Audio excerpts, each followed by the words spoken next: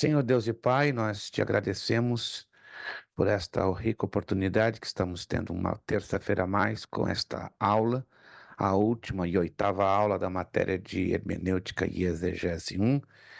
Pedimos que a tua graça que nos basta, teu Santo Espírito venha sobre as nossas mentes e corações, nos ajudando, nos guiando, abrindo as nossas mentes, abrindo, ó Deus, o nosso entendimento para a compreensão da tua santa e gloriosa palavra.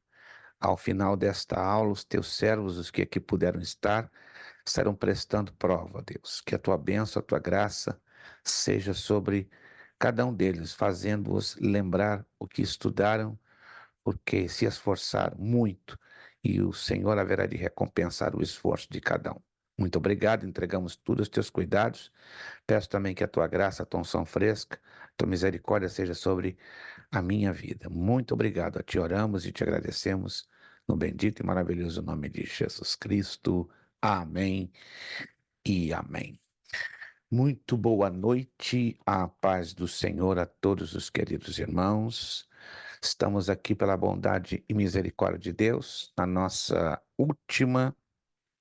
ah, nossa última e oitava aula da matéria de Hermenêutica e Exegese 1. Essa é a última. Mancinelli deve estar com problema na sua... Quantos de vocês estão me ouvindo? Quantos estão me ouvindo? Quantos? Isso. Só sua irmã Cineide que está tendo problemas no áudio, né? Deixa eu aqui mandar uma mensagem para ela. Todos estão me ouvindo? Estão me ouvindo. Problemas de áudio do seu lado.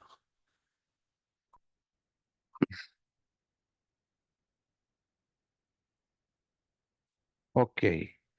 Muito bem, meus irmãos. Se todos estão me ouvindo, eu lamento que irmã Cineide não está conseguindo me ouvir. Então, ela está tendo problemas no áudio do lado dela, então fica um pouco complicado. Muito bem, meus irmãos, Quero saudar a todos com a paz do Senhor, boa noite. Vamos na nossa última aula da matéria de Hermenêutica e Exegese 1. Quero convidá-los à página de número 21. Página de número 21. Isto. Página de número 21, está chegando o nosso irmão Wallison Dias. Irmão Wallison Dias está chegando. Página de número 21, estamos estudando as figuras de linguagem. Figuras de linguagem. Vamos no número 5, apóstrofe. Número 5. Irmã Cineide, está me ouvindo? Ainda não, pelo que eu estou vendo ali, a irmã Cineide está com dificuldades no áudio, né? Inclusive já desconectou, vai tentar reentrar, está com problema no áudio dela. Vamos lá. Apóstrofe. Possui uma grande semelhança com a personificação ou prosopopeia. A palavra apóstrofe vem do latim apóstrofe, e esta do grego apó, que quer dizer de, mas é trefo, voltar-se. É falar os ausentes como se os mesmos estivessem presentes, bem como a objetos inanimados. Aí temos que ir a exemplos na Bíblia para vocês entenderem. Segundo livro de Samuel, capítulo 18, verso 33. Segundo livro de Samuel, capítulo 18, versículo de número 33. Interessantíssimo isso. Então o rei se perturbou e subiu à sala que estava por cima da porta e chorou e andando dizia: Meu filho Absalão, meu filho Absalão, quem dera que eu morrera por ti, Absalão, meu filho, meu filho. Observe que ao lermos esse texto, Absalão não estava presente, correto? Absalão não estava presente, ele já havia morrido. Mas Davi estava se dirigindo como ele estivesse presente ali com ele e, pior, vivo. Então, essa figura de linguagem ela é considerada, ela é chamada de apóstrofe, que é falar aos ausentes ou a animais ou objetos inanimados. Cineide, consegue me ouvir agora? Agora sim, graças a Deus. Sempre Deus opera para o surdo ouvir e o mudo falar. Então, às vezes ele dá esses probleminhas de conexão, né? Não são comuns, mas acontecem esses probleminhas. Muito bom. Outro exemplo, Salmo 114. Vamos ao Salmo 114. Salmo 114, versos do 5 ao 8. Entrou aí um iPhone, eu não estou conseguindo identificar quem é a pessoa. Se puder me identificar para não dar a falta. Isso, irmão Zaqueu. Obrigado, irmão Zaqueu. Já se identificou. Obrigado, irmão Zaqueu. Senão é difícil eu adivinhar quando não está ali o nome do aluno ou o aluno não está na tela. Maravilha. Obrigado, irmão Zaqueu. Vamos lá. Salmo de número 114. Salmo 114, versos dos 5 a 8. Que tiveste, ó mar, que fugiste, e tu, ó Jordão, que tornaste atrás. E vós, montes, que saltastes como carneiros, e vós, outeiros, como cordeiros. Treme terra na presença do Senhor, na presença do Deus de Jacó, o qual converteu o rochedo em lago de águas e um seixo, um manancial. Vocês estão observando, né, que aqui o salmista está falando com objetos inanimados, está falando com coisas, e isso não é normal. Quando a Bíblia apresenta esses versículos, estes textos, aqui se trata de uma figura de linguagem por nome apóstrofe. Vamos a um outro texto mais curtinho, né? O de Isaías é muito longo, mas vamos a Jeremias 47, 6. Jeremias, profeta Jeremias, capítulo 47, versículo 6. Eu tenho certeza que você já passou pela leitura destes textos, mas obviamente nunca observou com cuidado, com atenção, que esses textos, uma vez que têm discursos dirigidos a pessoas ausentes ou a objetos ou coisas inanimadas, se tratava de uma figura de linguagem por nome apóstrofe. Livro do profeta Jeremias 47, 6. A espada do Senhor, até quando deixarás de repousar? Volta para a tua bainha, descansa e aquieta-te. Olha só, o profeta está falando a espada como fosse uma pessoa. Veja que curioso, né? Muito curioso. Isso é normal dentro da linguagem bíblica. E quando isso acontece, o nome desta figura de linguagem, ela é chamada de apóstrofe. Mateus capítulo 11, versos 21 e 23. Vamos a Mateus. É muito interessante se você, além de anotar na apostila, se você puder anotar na sua Bíblia, para assinalar que se trata dessa figura de linguagem. Eu até acredito que um bom número de vocês já passaram pela leitura destes textos, mas é claro que não sabiam que se tratavam de uma figura de linguagem chamada apóstrofe.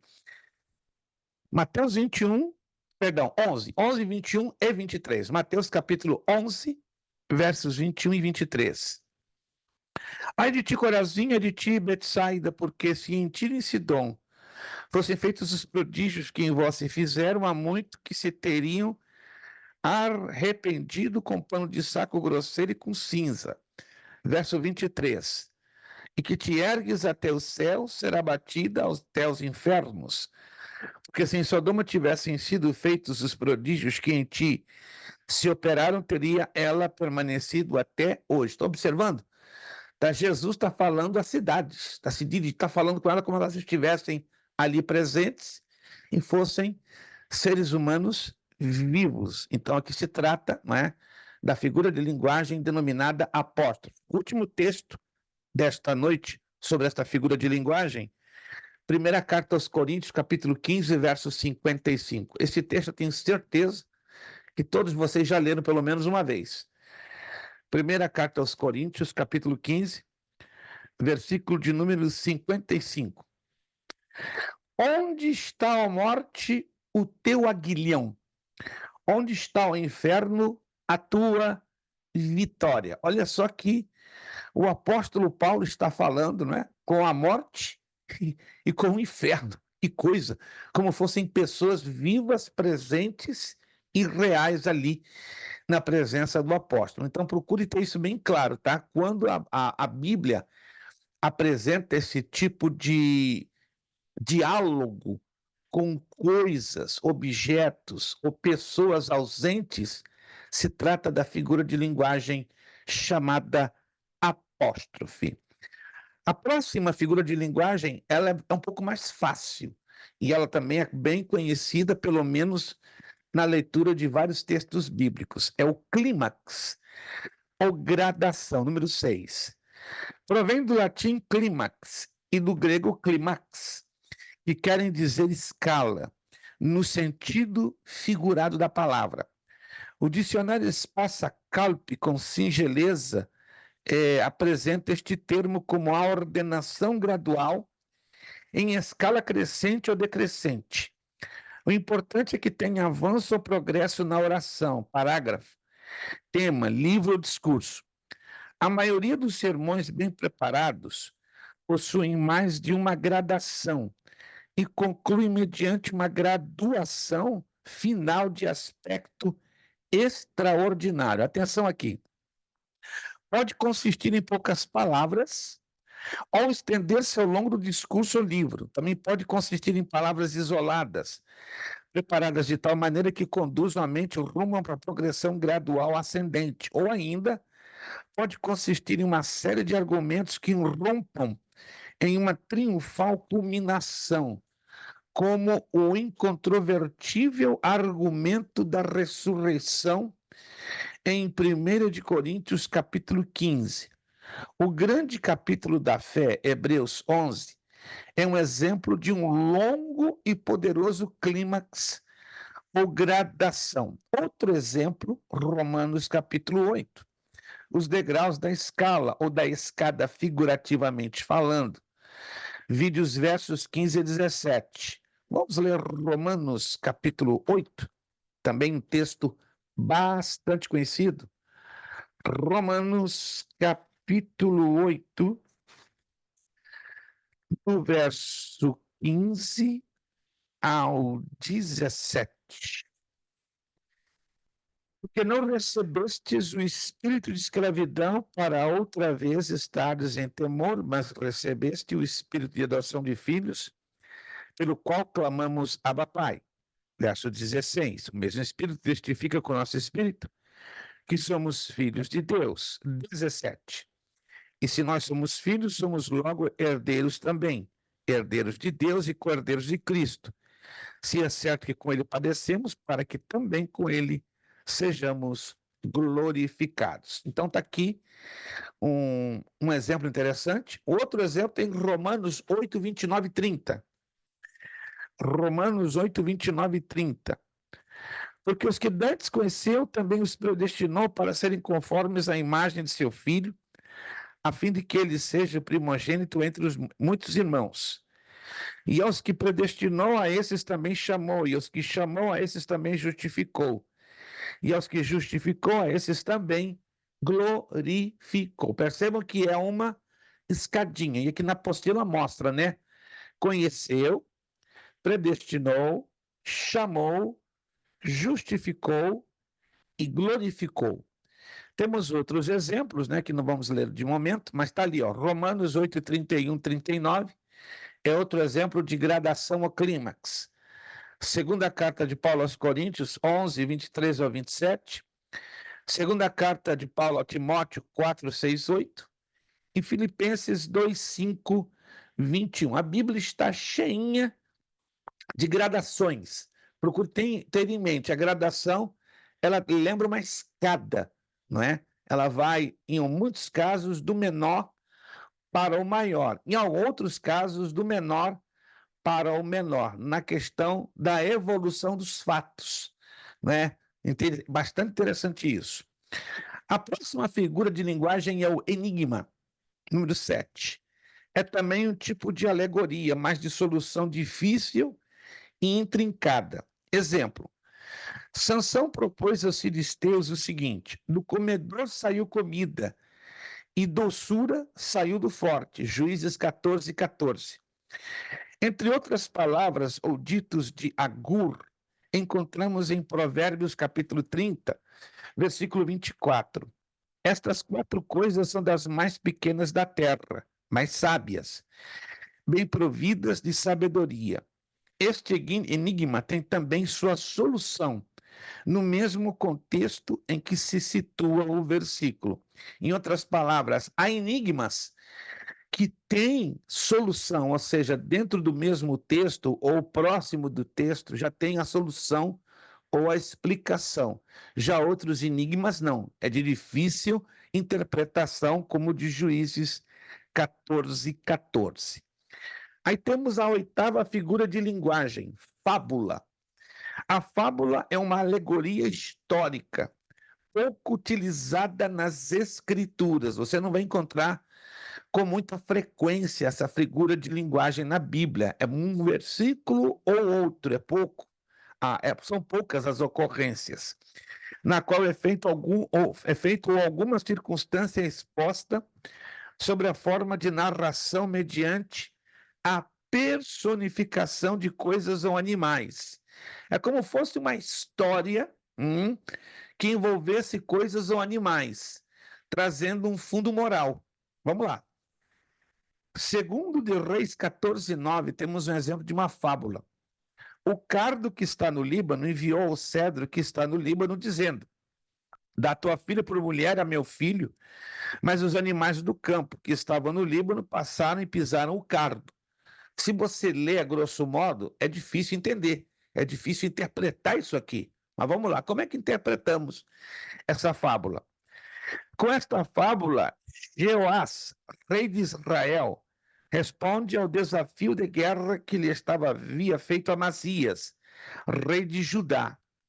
Jeoás se compara a si mesmo ao robusto cedro do Líbano e humilha seu orgulhoso opositor, igualando a um débil cardo, desprezando todo o pacto ou aliança entre ambos, e pregando a ruína de Amazias com a expressão: os animais do campo que estavam no Líbano passaram e pisaram ao cardo.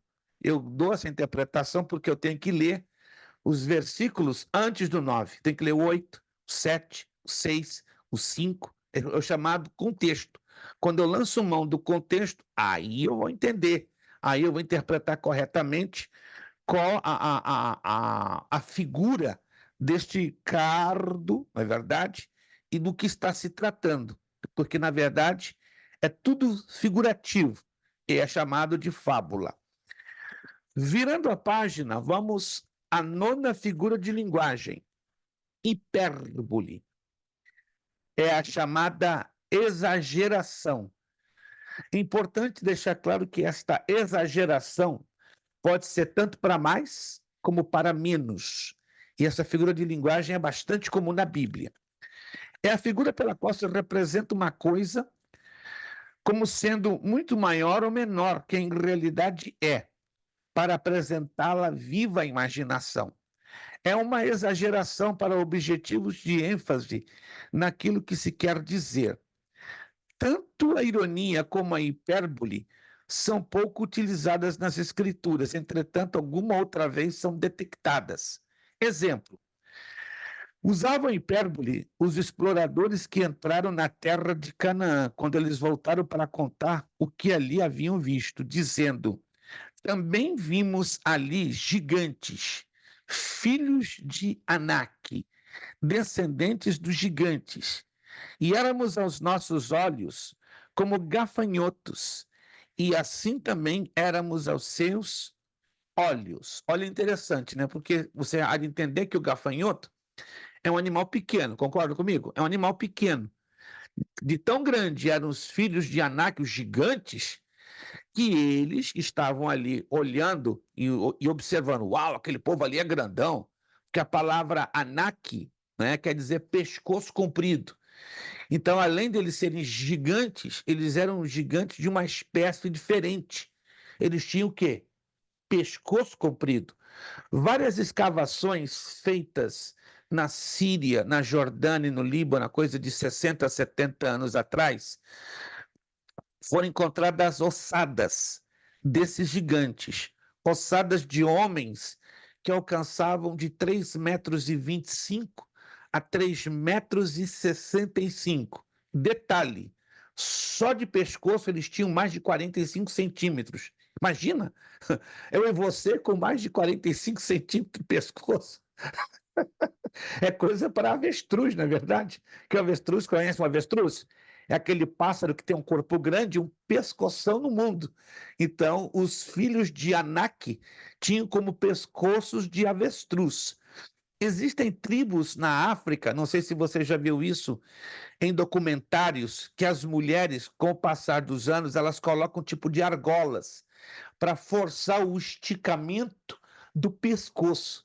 E passado uns 3, 4 anos, as mulheres dessas tribos, esqueci o nome, né, mas eu vi já em vários documentários do Discovery Channel, do History Channel, elas têm um pescoço com mais de 40 centímetros de comprimento, mas isso é uma coisa um tanto forçada, não é natural, eles não nascem com esse pescoção grande, ao contrário que os filhos de Anak, além de serem enormes na altura, eles tinham um pescoço avantajado. Daí o nome Anak, né? Porque Anak, na linguagem ugarítica, né, do idioma ugarita, quer dizer pescoço comprido, ou pescoço prolongado.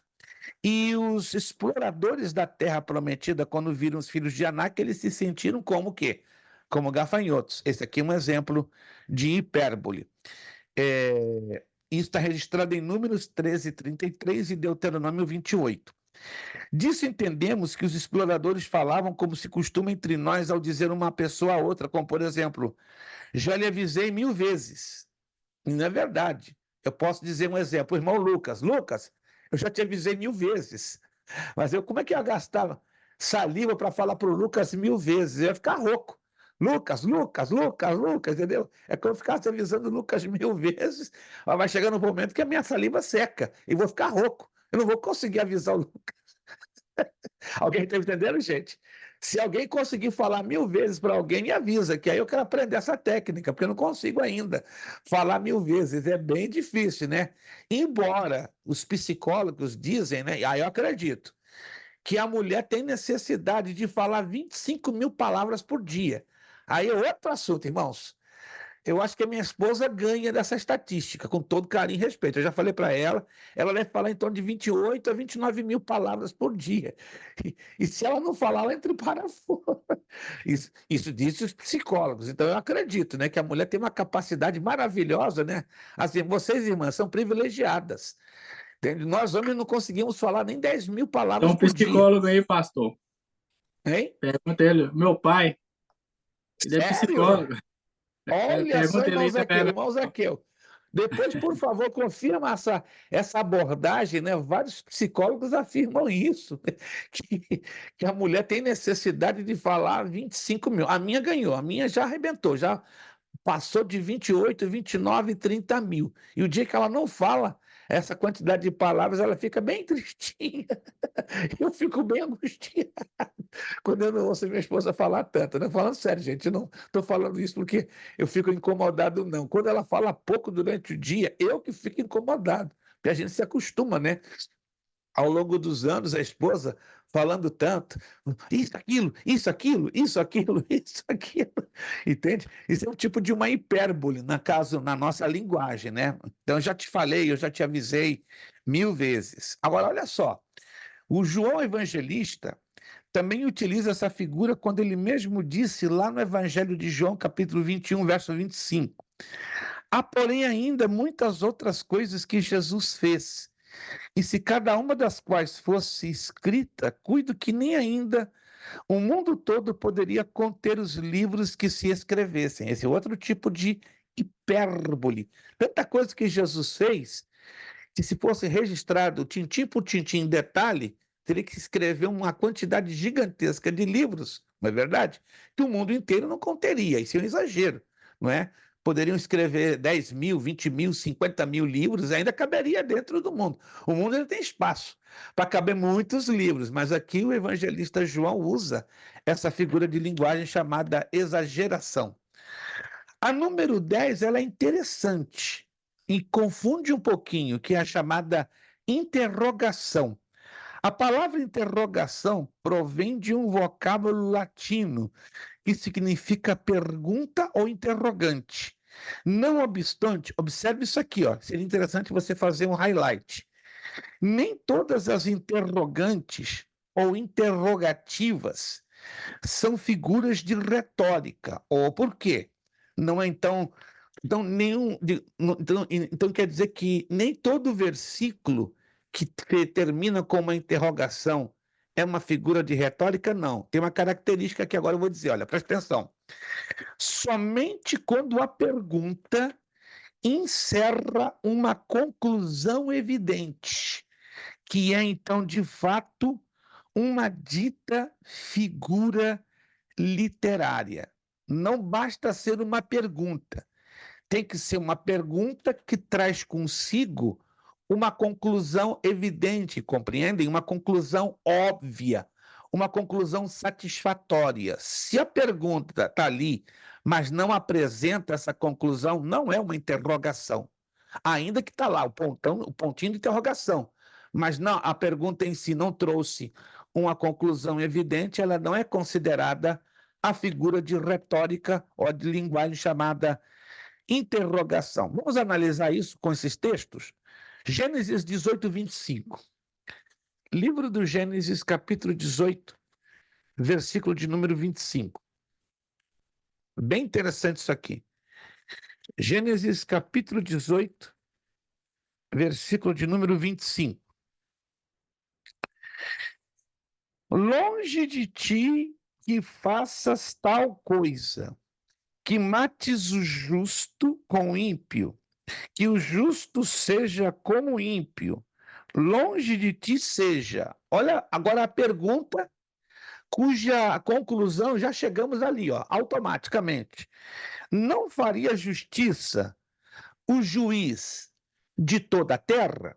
É uma pergunta, eu pergunto a vocês. Esse versículo termina com a pergunta?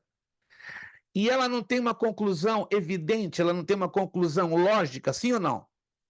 Claro que o nosso Deus é justo. E por ser justo, ele tem que fazer justiça. Então, não apenas o fato que leva a uma interrogação, é o fato que também, olha que interessante, apresenta uma conclusão evidente. Vamos ao livro de Jó, capítulo 11, verso 17. Livro de Jó. Paz do Senhor, irmão Alexandre, nosso evangelista. Chegou lá. É só vitória. Vamos lá. Jó, capítulo 11, versículo de número 7. Porventura alcançarás os caminhos de Deus, ou chegarás à perfeição do Todo-Poderoso? Vou repetir o texto porque traz em si uma pergunta, mas ela tem uma resposta evidente que eu e você já podemos dar, entenderam? Olha só. Porventura alcançarás os caminhos de Deus ou chegarás à perfeição do Todo-Poderoso? Um dos amigos de Jó fazendo essa pergunta a ele. Aí eu pergunto a vocês, nós, humanamente, conseguiremos ou conseguimos chegar nos caminhos do Deus Todo-Poderoso? Sim ou não? Não, jamais. Nunca, porque os caminhos do Senhor são infinitamente eternos, grandiosos e poderosos. E aí ele continua com a outra pergunta. Ou chegarás à perfeição do Todo-Poderoso? Já temos a resposta, sim ou não? Claro que temos, né?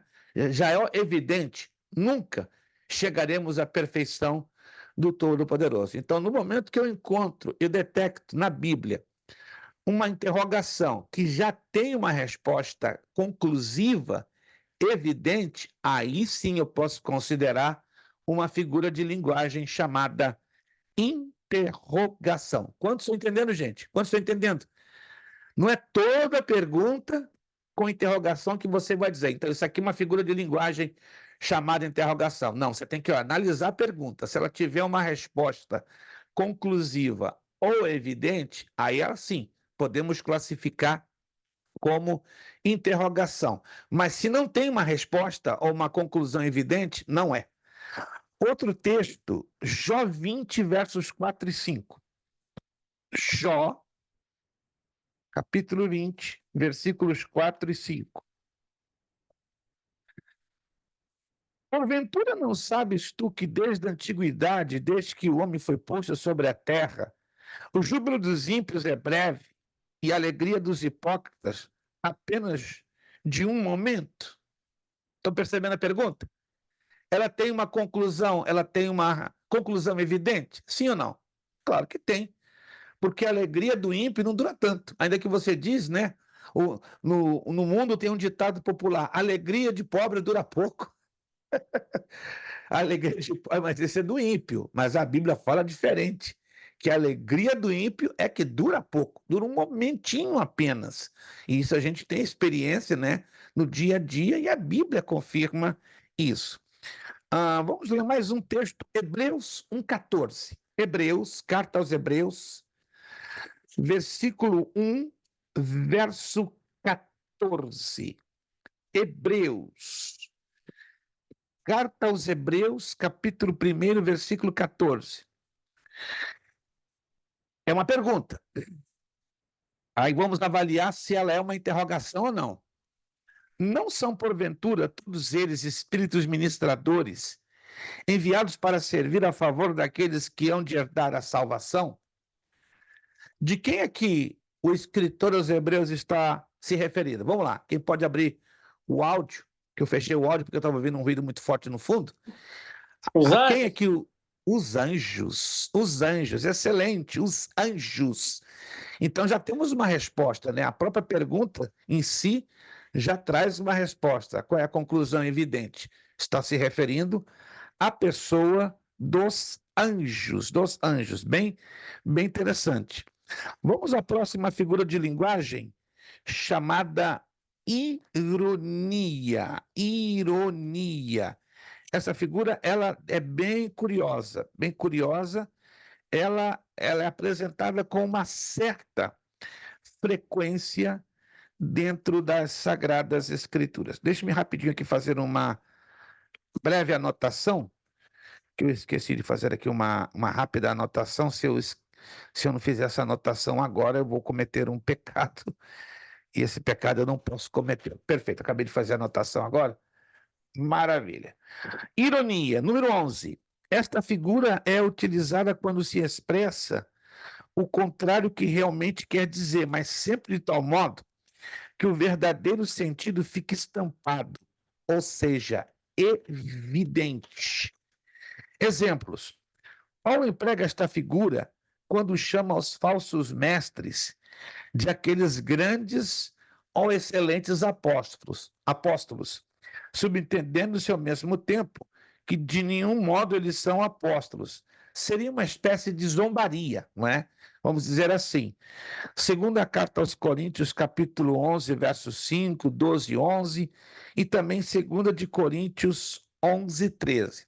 Agora, uma ironia muito conhecida, todos nós conhecemos, porque já lemos diversas e diversas vezes essa narrativa, e ali encerra, traz em si uma ironia.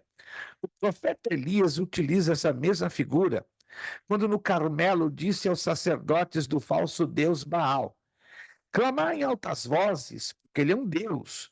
Pode ser que esteja falando, ou que tenha alguma coisa que fazer, ou que intente alguma viagem. Porventura dorme e despertará. Observe que isso é uma ironia, né? Gritem mais alto, ei! Baal está, ó, roncando, Baal está viajando. É o profeta zombando deles. Em 1 de Reis 18, 27, dando-lhes a entender, por sua vez, que era de todo inútil gritarem, porque Baal não tinha como responder, porque Baal não existe. Na verdade, entre aspas, sim, porque é um demônio, né? Um espírito maligno. Mas Baal não ia fazer nada ali. ele não ia declarar uma palavra de vitória, não é, para a derrota do profeta Elias, jamais. Jó também lançou mão desta figura ao dizer aos seus amigos: na verdade que vós sois o povo, e convosco morrerá a sabedoria. Jó 12:2, fazendo-los saber que estavam muito longe de tornarem-se tais sábios. Então, a ironia é uma figura de linguagem até fácil de você entender, porque quando você encontra um texto bíblico, como zombando de uma situação ou de uma pessoa. Agora, aqui é já um pouco mais difícil, e eu peço redobrar a atenção de vocês. Metáfora. Esta figura tem por base alguma semelhança entre dois objetos ou fatos, caracterizando com o que é próprio do outro, ou seja, a representação de uma coisa por outra sem qualquer semelhança. Vamos aqui dar um rápido exemplo? Eu tenho aqui na minha mão um grampeador e eu tenho aqui uma caneta. Pergunta: existe alguma semelhança física entre um grampeador e uma caneta? Sim ou não? Olhem direitinho. Ó, isso aqui é um grampeador e essa é uma caneta. Existe alguma semelhança física entre a caneta e o grampeador? Definitivamente não existe. Já afirmamos. Mas existe algo comum que se parece entre o grampeador e a caneta? Vamos lá, se vocês conseguem enxergar. Tem alguma coisa comum entre os dois? Apesar que não existe semelhança? O que é de comum? Pode abrir o áudio e me dizer. O que você vê de comum, de O plástico. semelhante? O plástico. Caramba, Sebastião Gabriel está com a lupa no rosto. O plástico. Outra coisa comum que você vê entre o grampeador e a caneta. O plástico é um deles. Tem algo comum entre os dois, com certeza, um pouquinho mais do que o plástico. A cor Tem preta. alguma? Como? A cor preta.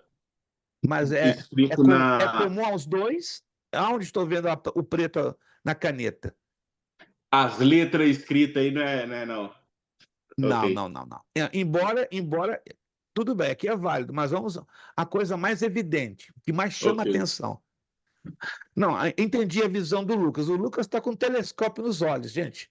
O Lucas está enxergando. Se bobear, o Lucas vai olhar até a cor do meu olho verde. Uma das Se não semelhanças que enxerga. trabalha com papel para grampear, para escrever, a caneta e o grampeador para grampear o papel. Olha só, irmão Zaqueu, fala sério. O que há de comum entre a caneta e o grampeador? Porque os dois manipulam com papel. Meu Deus, irmão Zaqueu, eu não posso ficar quietinho, não, vou lhe dar cinquentão no dia da prova.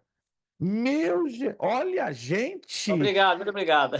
tinha que ser psicólogo. Analisou o negócio assim, ó, rápido. Uau, uau, deixa aqui anotar antes que eu esqueça. Cinquentão para o irmão Zaqueu. Porque os dois trabalham com papel, ou não? Grampeio o quê? Papel, posso grampear plástico também, mas o que é de comum entre os dois? Eu uso papel para escrever com a caneta e uso papel também para grampear. Então isso aqui é um exemplo de metáfora. Oh! Então, fisicamente, são duas coisas diferentes, mas tem algo comum que os une, que os fazem parecidos, semelhantes, próximos. Vamos lá, então. Quando Jesus disse, escutem aqui, ó, eu sou a videira, João 15:1. Ele quer dizer que possui os traços característicos e essenciais de uma videira. E quando ele disse aos discípulos, vós as varas, João 15:5, ele quis dizer que possuíam os traços característicos das varas, ramos, folhas ou brotos tenros da videira. Para a boa interpretação desta figura, perguntamos: quais são as características da videira? Ou para que serve principalmente? A resposta a tais perguntas está na explicação da figura em si, ou seja, para que serve uma videira? Para transmitir seiva e vida aos ramos, a fim de que produzam uvas. Aí está a semelhança espiritual com respeito a Cristo, como uma videira ou tronco verdadeiro, que comunica vida e força aos crentes, para que os ramos possam produzir uvas, fruto, assim eles de igual forma possam produzir o fruto do Espírito Santo em suas diversas nuances. Outros exemplos, procedamos do mesmo modo quanto à interpretação de outras figuras do mesmo tipo. Que outras do mesmo tipo? Metáfora.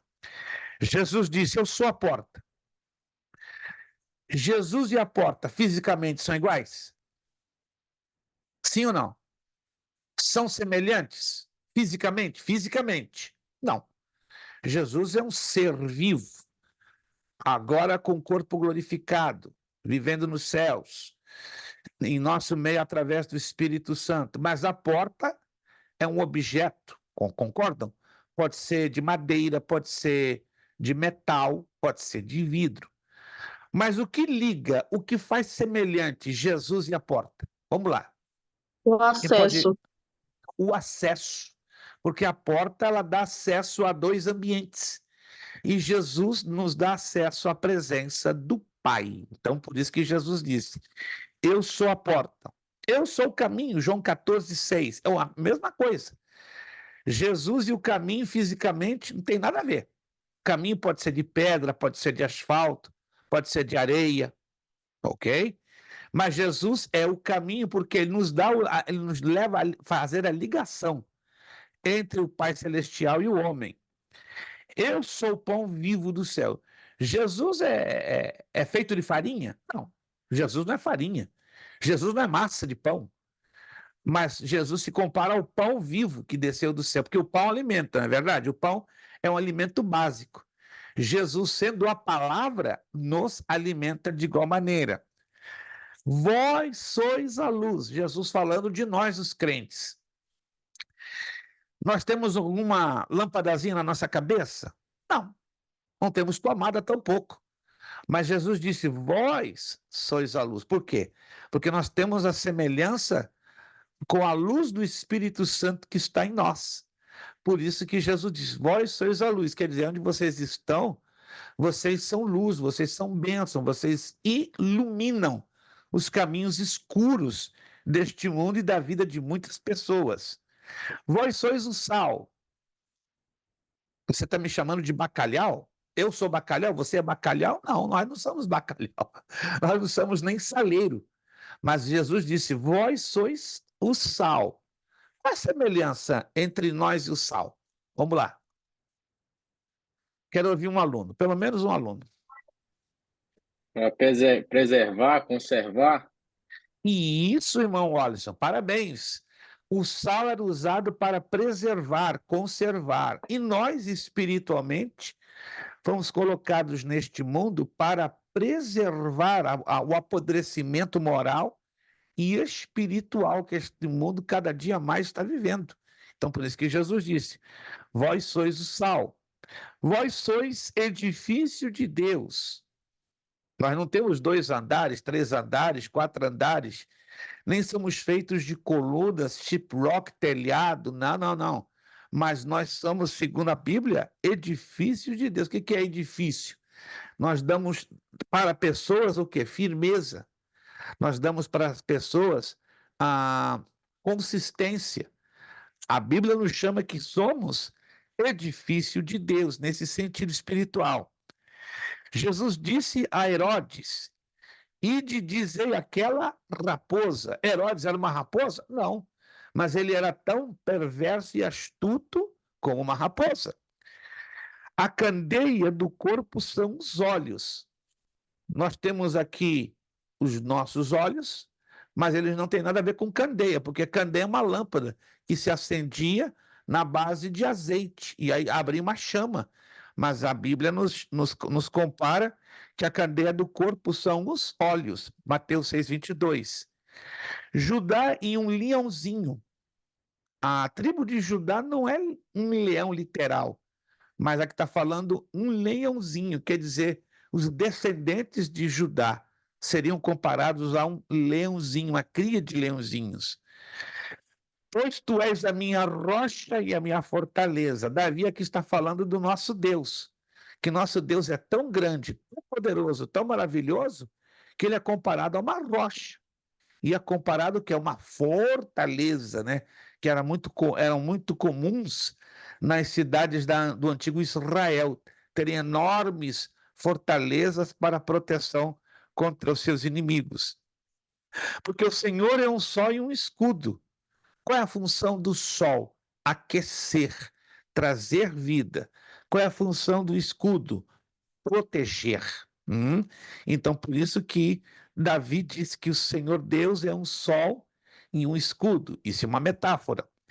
E a casa de Jacó será fogo, e a casa de José chama, e a casa de Esaú palha. Literalmente, a casa de Jacó, de José e de Esaú eram tudo isso? Não. Isso é apenas uma figuração para dizer fogo, quer dizer que tinha coragem, determinação.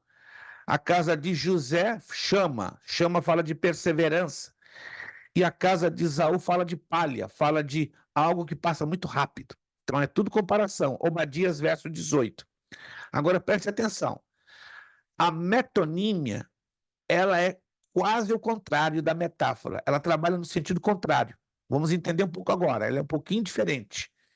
Emprega-se esta figura quando se utiliza a causa pelo efeito, ou o sinal pela realidade que indica o símbolo, ou seja, é a mudança de uma palavra por outra, relacionada com a primeira. Olha que interessante.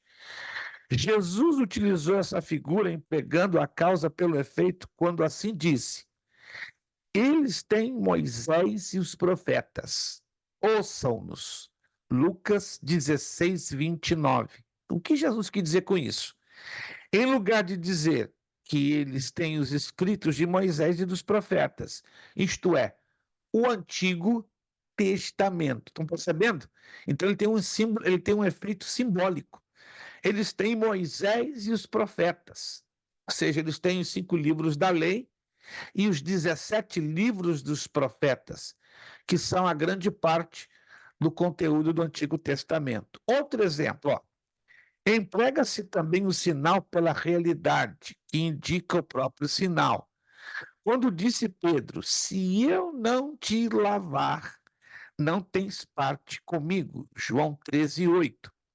Aqui Jesus emprega o sinal de lavar os pés, pela realidade de purificar a alma, porque ele mesmo declara que ter parte com ele não depende da lavagem dos pés, senão da purificação da alma. Compreenderam? Então, Jesus está usando uma parte para representar o todo. Sempre quando você vê um texto bíblico falando da parte, de uma parte, mas que representa o todo, se trata da metonímia. Aí você tem que ler muita atenção o texto, não é muito fácil você identificar uma metonímia, porque ela se parece com o símil, que é uma outra figura de linguagem que vamos ver à frente. Do mesmo modo, João lança a mão desta figura, colocando o sinal pela realidade que indica o sinal, quando disse: e o sangue de Jesus Cristo, seu Filho, nos purifica de todo pecado. Olha só isso aqui. Pois é evidente que aqui a palavra sangue indica toda a paixão e morte expiatória de Jesus. A única coisa eficaz para satisfazer a justiça de Deus e purificar ao homem de todos os seus pecados. Então, aqui é o significado do sangue. O sangue fala do sacrifício que Jesus realizou ali na cruz do Calvário. Por isso que diz, né? E o sangue de Jesus, ou seja, e o sacrifício, que aí inclui literalmente o próprio sangue também, né? O sangue não é excluído, mas aqui a palavra sangue, ela tem uma abrangência muito maior, ela não apenas se limita o elemento sangue, mas também envolve todo o processo que desencadeou, que levou ao sacrifício do Senhor Jesus Cristo ali na cruz do Calvário, para que pudéssemos por ele sermos salvos.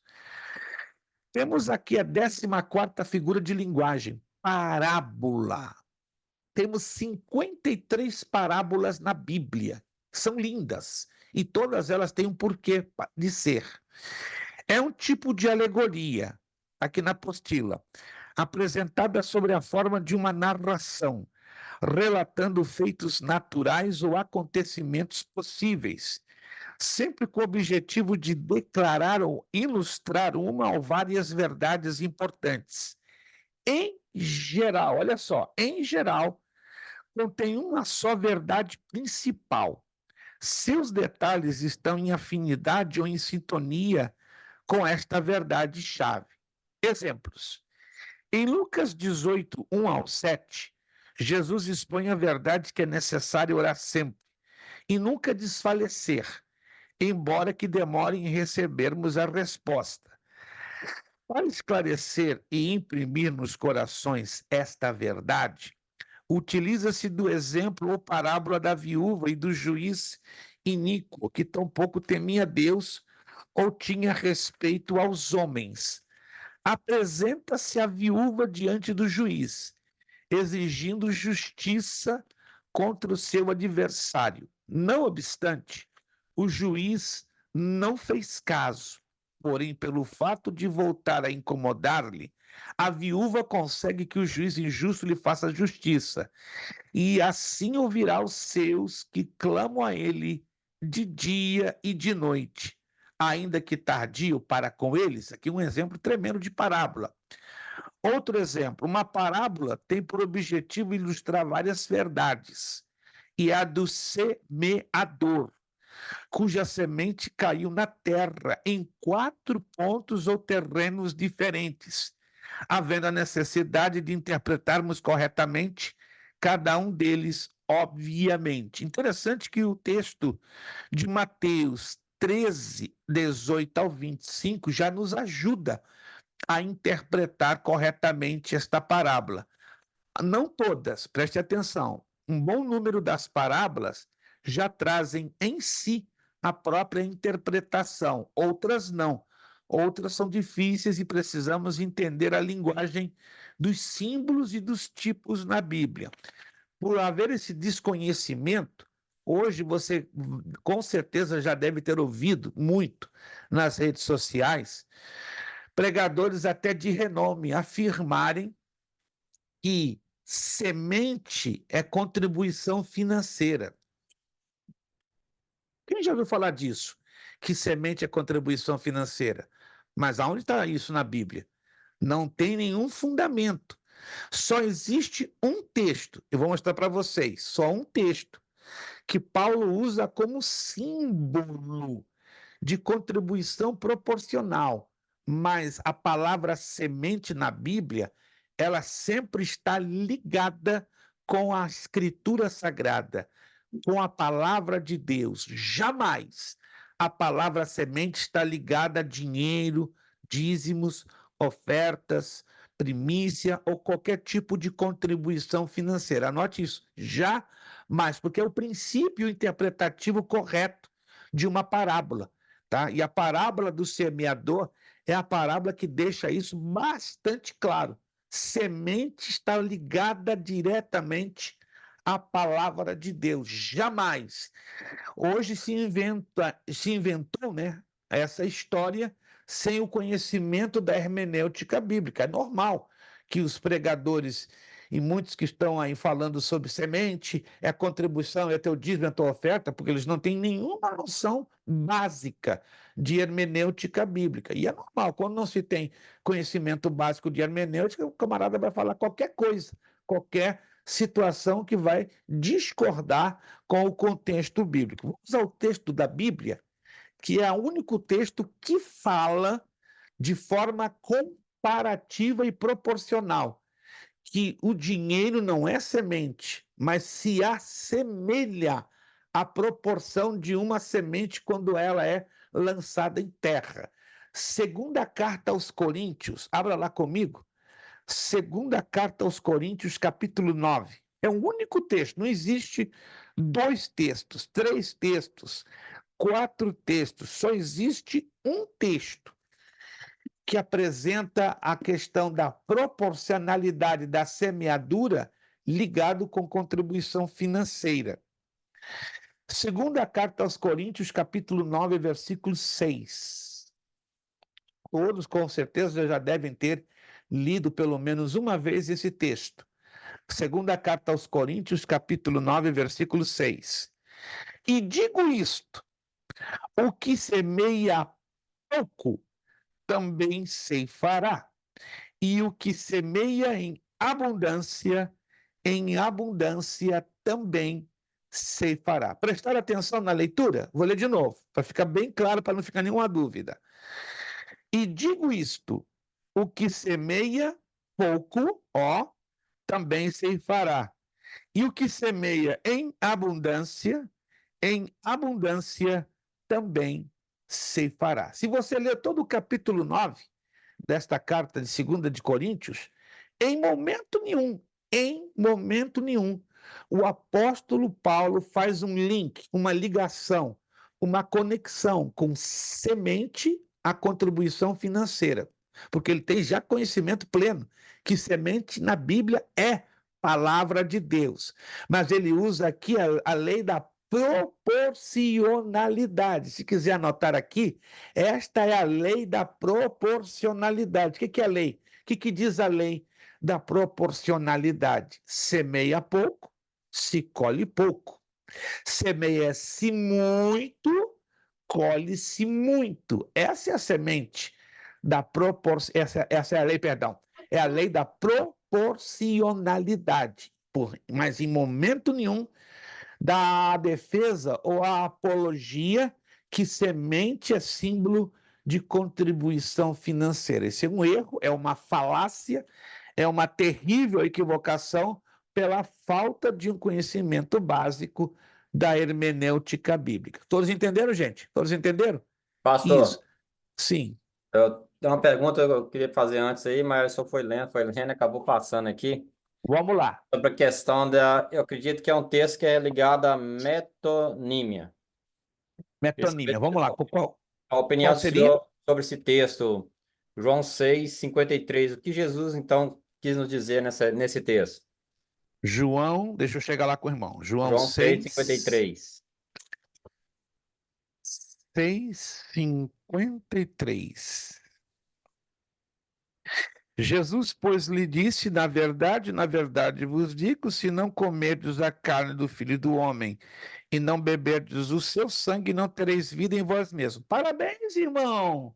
É uma perfeita metonímia. Cinquentinha para o irmão. Meu Deus!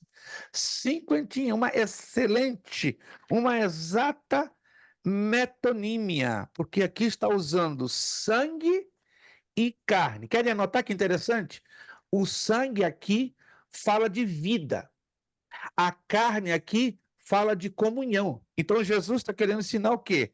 Na verdade vos digo, se não comerdes a carne do Filho do Homem, ou seja, se não tiveres participação do corpo de Jesus Cristo, que é a igreja, congregar-se.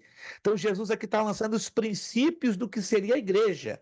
Coisa linda, gente. Pouca gente interpreta corretamente esse texto. Então, carne está ligada ao corpo de Cristo. E esse corpo está apontando para quem? Para a igreja que ainda não havia sido fundada. Mas Jesus já tinha falado dessa igreja lá no Evangelho de Mateus, capítulo 16, versículo 19, quando falou para Pedro: Tu és Pedro, e sobre esta pedra edificarei a minha igreja.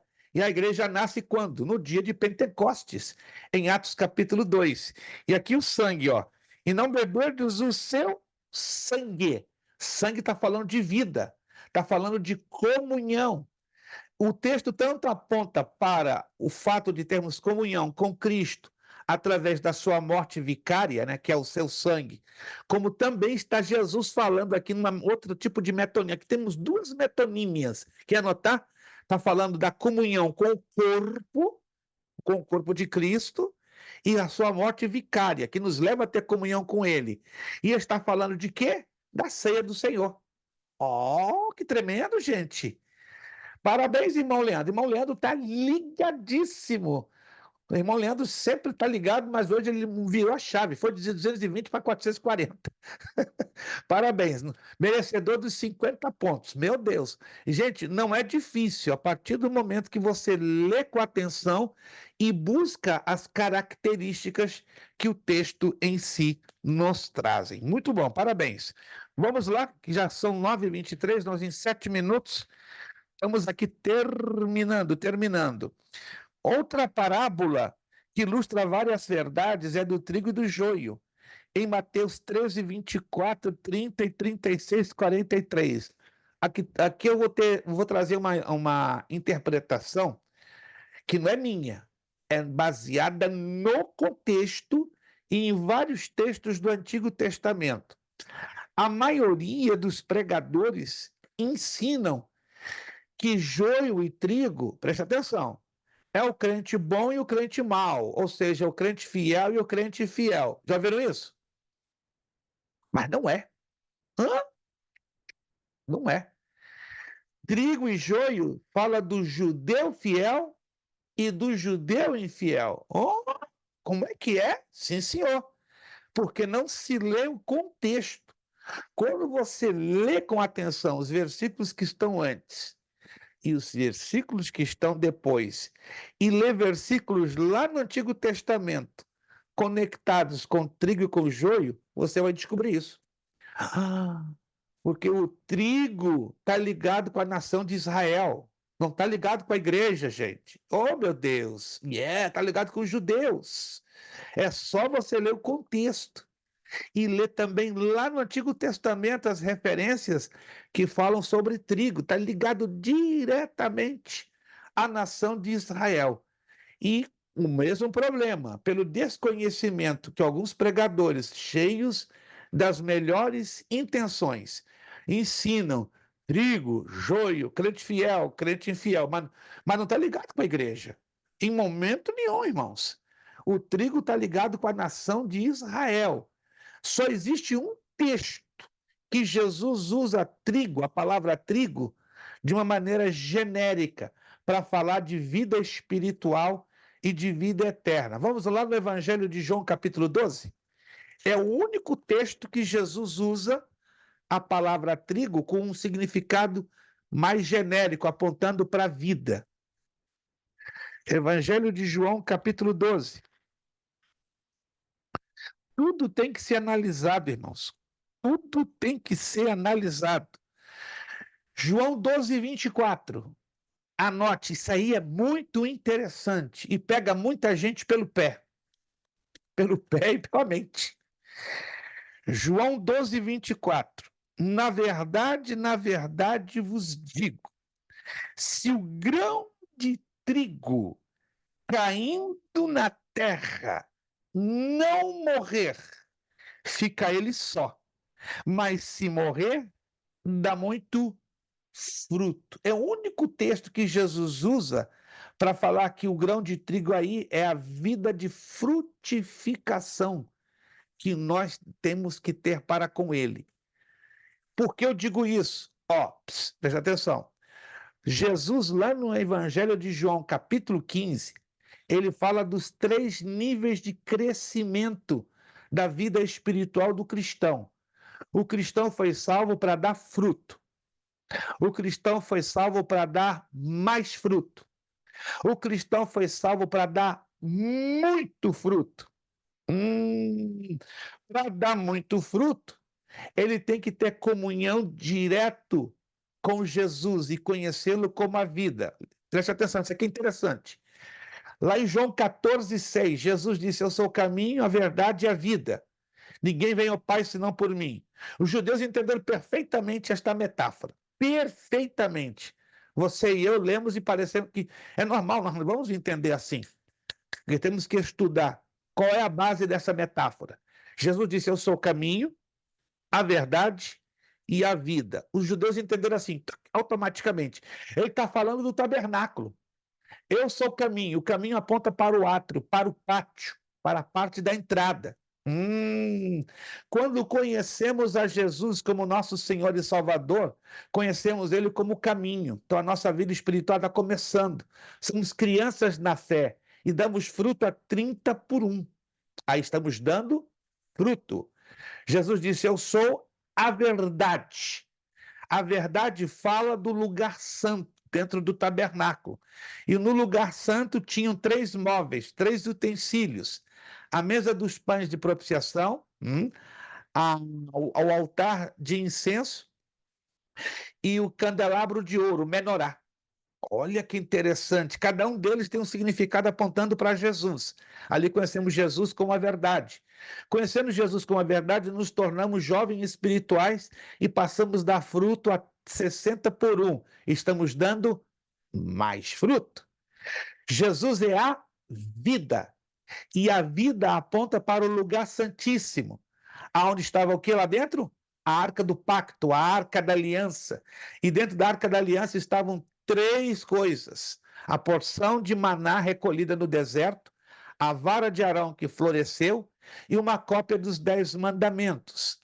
Lembre-se que a arca estava no lugar santíssimo, e no lugar santíssimo só um homem, uma vez por ano, podia ter acesso, que era o sumo sacerdote. E a vida fala de dar fruto a 100 por 1. E a vida, ou o lugar santíssimo, fala que estamos conhecendo Jesus como adultos espirituais. Irmãos, está tudo interligado. Quando a gente conhece essa realidade, a gente vai interpretar corretamente esse texto de João 12, 24. Na verdade vos digo que se o grão de trigo, caindo na terra, não morrer, fica ele só, mas se morrer, dá muito fruto. Para dar muito fruto, temos que entrar no lugar santíssimo. Temos que dar fruto 100 por 1. Temos que ser adultos espirituais. Então falar de trigo e joio, crente fiel e crente infiel, não tem nada a ver. Esse é o único texto que aqui a expressão grão, anote, grão de trigo, não está falando de trigo, está falando de grão de trigo. Todos os demais textos que falam de trigo, joio e trigo, esse conjunto, está falando de judeu fiel e judeu infiel. Quantos sabiam disso? Poucos, bem poucos sabiam disso.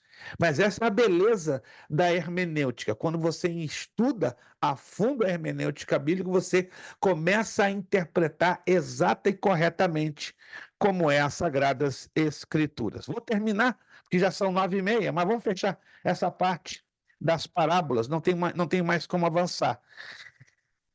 Várias verdades são esclarecidas também por outras parábolas. Isso aqui é lindo, é o chamado a trilogia das coisas perdidas.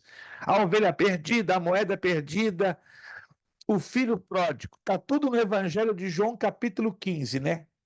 Eu já ouvi muitas lindas pregações. Você pode trabalhar com este capítulo 15, dar uma pregação maravilhosa, né? O capítulo das coisas perdidas, né? Ovelha perdida, a dracma perdida e o filho pródigo. A verdade-chave. A crítica dos fariseus sobre a aberta associação de Jesus com os reconhecidos pecadores e as pessoas socialmente repudiadas deu lugar a essas 3 parábolas, que ilustram o amor, a preocupação de Deus pelos pecadores. Muito lindo. Tá? Se um dia você estudar a fundo, você pode pregar com muita graça sobre este capítulo 15 do Evangelho de Lucas, né? Que é o capítulo das coisas perdidas, ou a trilogia das coisas perdidas. E eu fecho aqui falando da parábola do fariseu e do publicano, Lucas 18, 9 ao 14. Qual é a verdade-chave desta parábola?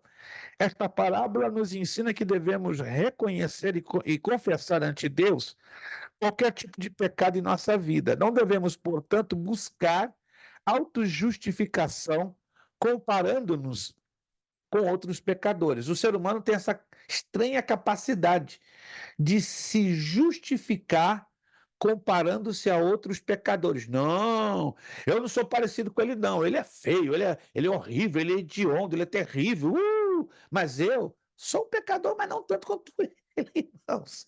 Isso já é pecado. Quando você já se compara com outro ou vice-versa, você já está dobrando o seu pecado. Então, a saída que Deus nos dá pela sua palavra é confessar. Confessar. Amém, irmãos? Maravilha. Postei lá no grupo a próxima matéria. Eita! Próxima matéria vai sair fogo, fumaça, fogo. Homilética. Vou ouvir aqui gente boa pregando como nunca. Ah, pastor, mas eu já prego. Você vai pregar melhor ainda. Se já pregava, vai pregar de sai faísca. Ih, pastor, não conte comigo para pregar, não. Vou contar com você, vou lhe ajudar. Esta matéria vai ajudar você a montar sermões. Eu sou tímido de maré. Vamos ajudar com que a sua timidez, fique reduzida o máximo possível.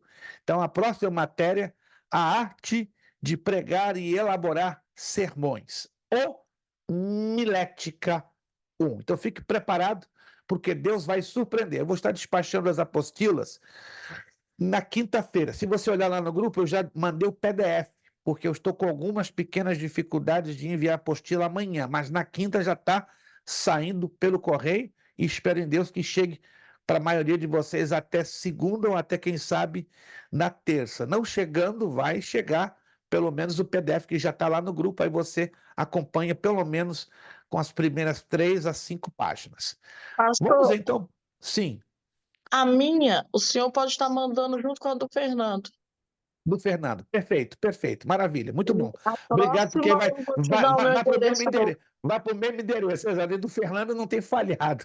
No seu É. endereço eu não sei o problema, né? Qual é a pinima, a raiva que o correio tem com o seu endereço. Misericórdia, mas E tudo bem, vamos. sempre chega tudo. Só essa apostila que não está chegando. É coisa do inimigo para deixar vocês tristes, e eu também. Mas vou mandar então para o irmão Fernando, então as irmãs ficam ligadas. Quando chegar para o irmão Fernando, chegam as duas juntinhas. E a Meus próxima, irmãos, nós vamos. Sim. e a próxima eu vou passar o novo endereço, porque daqui 2 semanas eu me mudo. Ei, para tristeza de muitos da Nova Aliança, meu Deus, irmã Vanderlei, para alegria minha, né, que vai ficar mais próximo, que aí já vou poder visitar com mais frequência a nossa irmã Vanderlei ali na Carolina do Sul. Meus irmãos, então vamos parar a gravação aqui agora, porque já vamos entrar em prova, então não faz sentido a gente estar gravando o momento da